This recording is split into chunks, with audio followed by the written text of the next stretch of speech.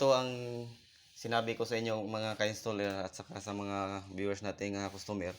Ka-installer, mag-assemble tayo ngayon ng CB98 sliding screen.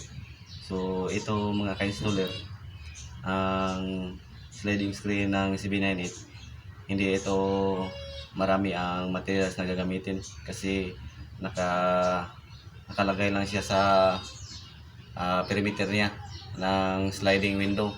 So ito mga ka-installer, ipakita ko sa inyo kung paano natin i-assemble lahat. So ayan mga ka-installer, abangan nyo yan ito sa pag-install ko ng CB98 sliding screen. So magkakaroon muna ako ng mga perimeter ng screen at sliding screen natin.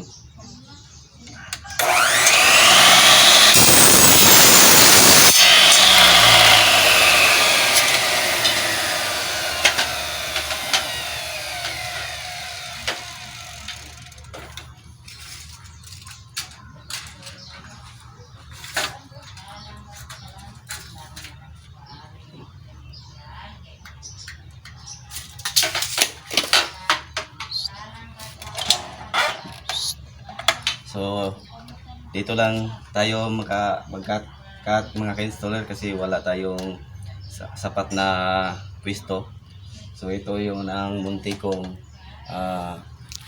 fabrication area. So ito yan mga ka-installer. Ito yung mga panel ng sliding window natin mga ka-installer. Natapos ko na itong i-assemble lahat. So ang kulang na lang nito ay mag-sealant. So pagkatapos ko simbolo nitong mga sliding screen, so saka na yun na isisilan, tapos i-prepare ko ito lahat kasi bukas i-install ko sa site itong lahat mga ka-installer, sliding window at saka itong sliding screen natin. So abangan nyo lang mga ka-installer. At saka mga ka-installer, maraming salamat sa mga solid supporter ko sa akin mga ka-installer. Maraming salamat po sa inyo. Kahit saan kayong sulok ng mundo, maraming salamat sa inyo sa walang sawang panonood sa mga video ko.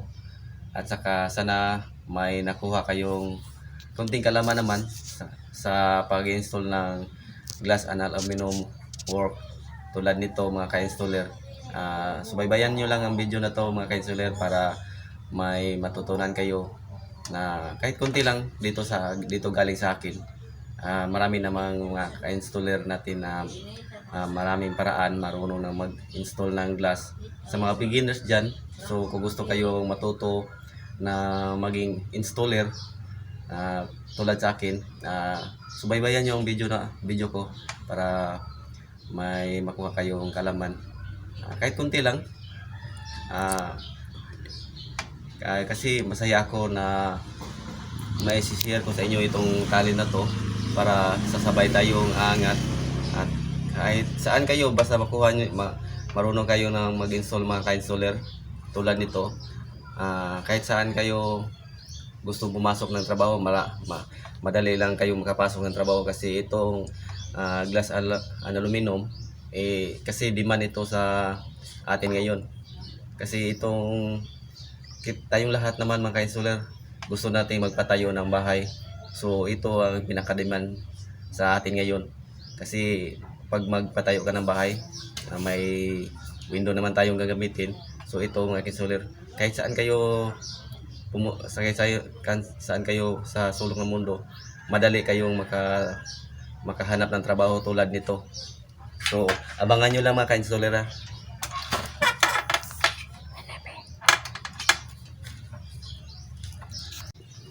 So mga ka-installer, ipakita ko sa inyo ang mga part mga accessories nitong sliding screen natin. So ito mga ka-installer, ito yung CB98 screen bracket. So plastic siya mga ka-installer. Napaka-easy lang nito ilagay sa perimeter niya.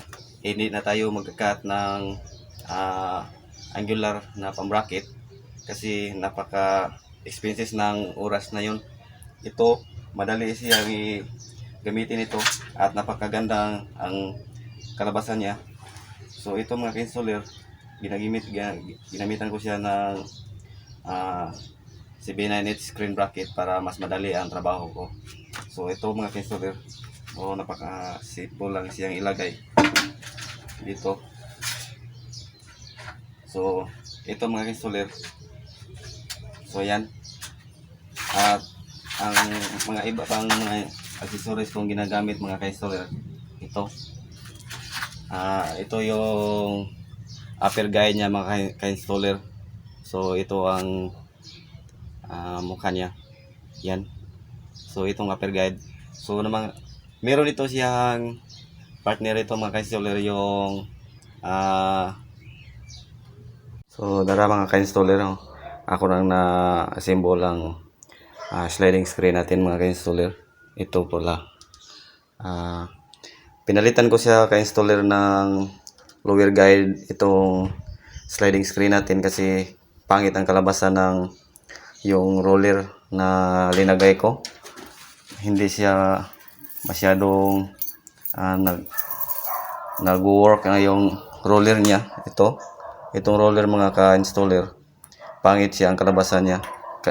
Kaya pinalitan ko siya nito ng lower guide para mas smooth siyang i-slide. So tingnan nyo mga ka-installer ha.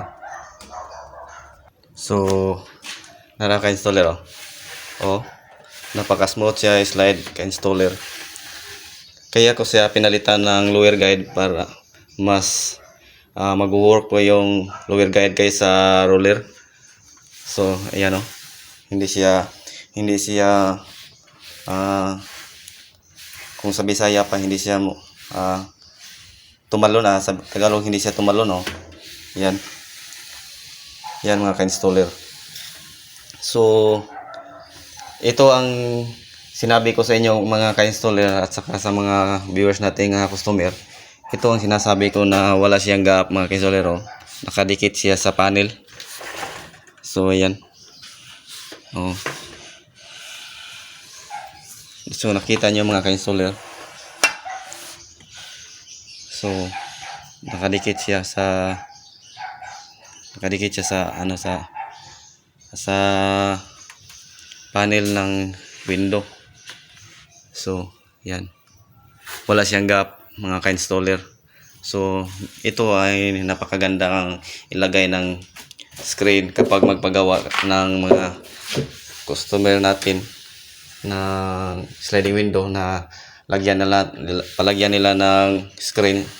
So ito ang gagamitin natin, CB98 series. Kasi ang CB98 series dito nadadaan na yon yung panel ng screen natin. So napakaiba siya ang CB98 kaysa traditional, kasi ang traditional mag-add tayo ng isang perimeter niya na daanan sa sliding screen. So sa CB98 dito na siya ilagay. So dito na siya sa magsa-slide. So yan ang kaibahan sa CB98 sa traditional. So ito mga ka-installer at sa mga ka-viewers natin ng customer, ito ay i-recommend ko sa inyo. Napakaganda ito ang CB98 series at saka sa sliding screen ng CB98. So yun lang mga ka-installer. So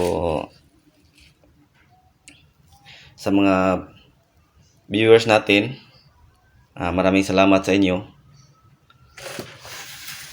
Yan Yan.